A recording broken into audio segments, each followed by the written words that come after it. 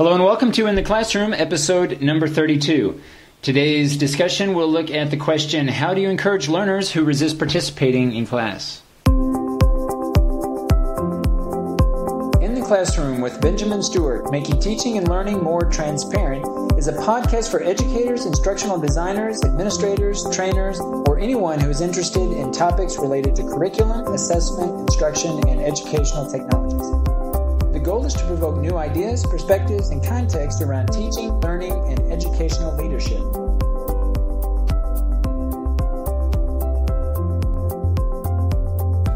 Today I want to look at the issue or the problem of learners who resist giving presentations in front of others. And I know that giving presentations is one of the most feared aspects of not only in the workplace, but certainly in the school, in the classroom. There are many classes that require such presentations, and so I want to talk about students who actually resist these types of activities. And there was an article called "Teens Are Protesting In-Class Presentations." You can find the link in the show notes below. But I want to talk about a couple of quotes that this article addresses, because I think it's interesting and it sets up nicely, I think, a second article we'll talk about called "Students Are Resisting In-Class Presentations." So in the article, "Teens Are Protesting In-Class Presentations," there was an interesting fact. According to the recent survey by the Association of American Colleges and Universities, oral communication is one of the most sought-after skills in the workplace, with over 90% of hiring managers saying it's important. So I think that a lot of the reasons we ask students to participate in presentations is not only giving them an opportunity to demonstrate what they know and what they can do, but really help learners become communicators. But since this is going to be a job skill that I think is important, that's going to be important well into the future. There are a lot of jobs in the future we're not going to be able to predict, but I think we can predict with a high level of certainty that being able to articulate one's ideas, being able to persuade and convince others, and really being able to just be an overall articulate individual, that this is going to be an important skill set.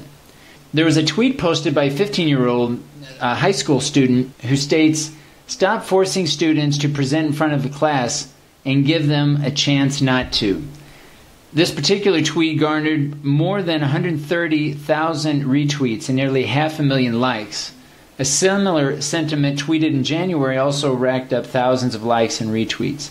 So it states here that teachers are listening. They're actually being forced to listen to this concern.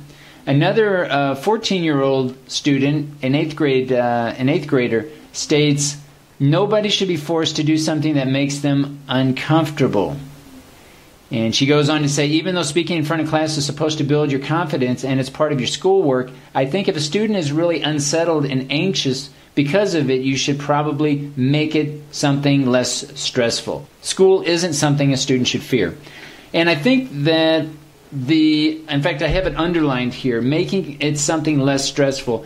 There are really two issues here that's going on. And as I'm reading this article, I am constantly thinking about how a teacher might even present, or how a teacher actually prepares students to carry out presentations. Because in the same quote, as she says, make it less stressful, is the issue here making it less stressful, or is the issue do away with it entirely and allow completely different alternatives to be acceptable instead of giving presentations? I think these are two issues here.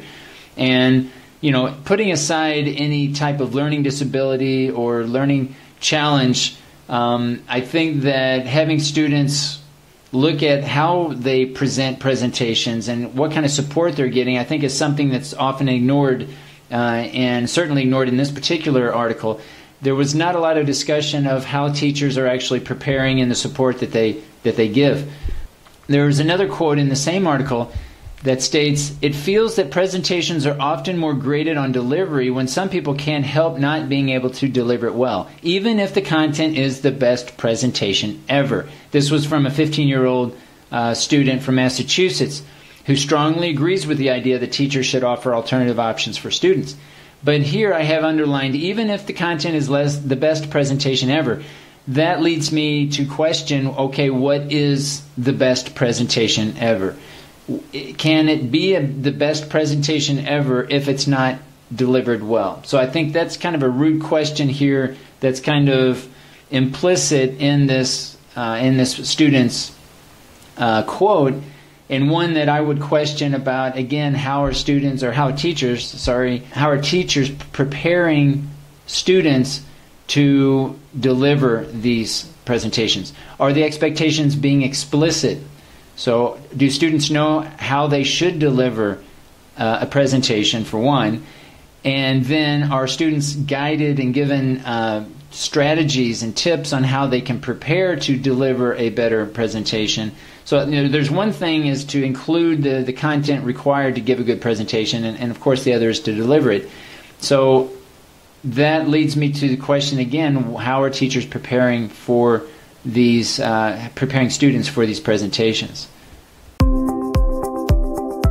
You're listening to In the Classroom with Benjamin Stewart, where each episode poses a through-line question or problem intended to generate dialogue around current issues that affect educational stakeholders who are concerned with improving learning outcomes.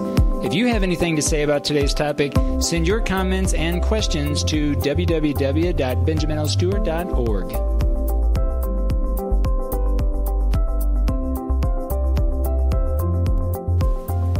Now, the second article, Students Are Resisting in Class Presentations, states that according to the American Psychological Association, when people are fearful of something, they tend to avoid the feared objects, activities, or situations. Although this avoidance might help reduce feelings of fear in the short term, over the long term it can make the fear become even worse. So here the idea is just by ignoring the problem and kind of giving in, so to speak, to the student's request of avoiding certain types of activities, in this case presentations, that we're actually hindering their development. We're actually making their fear even worse. And I think this is a valid point, and one that, again, goes back to my original idea of, well, how are we helping students and preparing them, and how are we grading them in such a way that we're not just leaving them and saying, okay, deal with it, do your presentation, suck it up, I think is one phrase that was quoted in the second article. And certainly if teachers are telling students to suck it up, that's probably not the best approach, and probably is the reason why many students are fearing presentations in the first place. So there's another quote here I'd like to share. In her piece, Lorenz quotes a 14-year-old student who says, "Nobody should be forced to do something that makes them uncomfortable." But then the author says, "But the best available science tells us if we want to be successful in life, maybe we should, or maybe they should. Maybe teachers should be forcing them to be uncomfortable." Because this idea of being comfortable and uncomfortable, or being easy and hard, I hear this a lot. We need to make classes easy for the students. We need to make them comfortable. And certainly we aren't setting out to make things difficult, and we aren't setting out necessarily to make them feel uncomfortable. But I think these feelings of being uncomfortable and students going through difficult times in their learning is part of the learning process. So I think the question is, how do they overcome this being uncomfortable? How do they overcome something that at first was difficult and then later becomes easier? This, I think, is at the root question here that I want to share with you today, and think about how do we prepare students to meet the challenges that they're going to face in the classroom. How do we encourage them, and what kind of support do we provide students so that they can work through the challenges of a particular assignment? Today we're talking about giving presentations, but this could easily mean, any type of presentation or any type of activity that students feel that they don't like, that they feel uncomfortable. Are we now going to say that they now have the right to say, no, we don't want to do this, we want to do something else? I think that having a differentiated classroom is important, but I think there are certain types of activities and expectations that we should have, given the proper support that students should meet and they should be able to achieve. And again, the end result here, the reasoning for this is so that they're better prepared as citizens going into the workplace, that they're able to resolve conflict, they can form valid arguments, that they can work with others and be able to articulate and communicate in such a way that helps not only themselves, but it helps the group as well.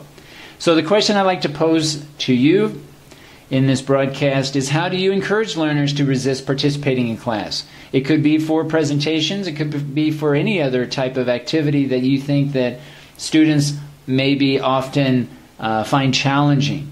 I know in my case, students often feel that writing poetry is a challenge. I deal with English language learners, so they're, of course, not only learning another language, but also trying to learn figurative speech and being able to be familiar with different types of poetry formats and schemes and rhymes. And so this is something that I think all of us face to a certain degree, and would very much like to hear your feedback on this question. Thanks for listening to In the Classroom with Benjamin Stewart. If you want to be part of the broadcast or just would like to leave feedback about the show, leave me a message at www.benjaminlstewart.org. In the Classroom, encouraging educators to think and do out loud.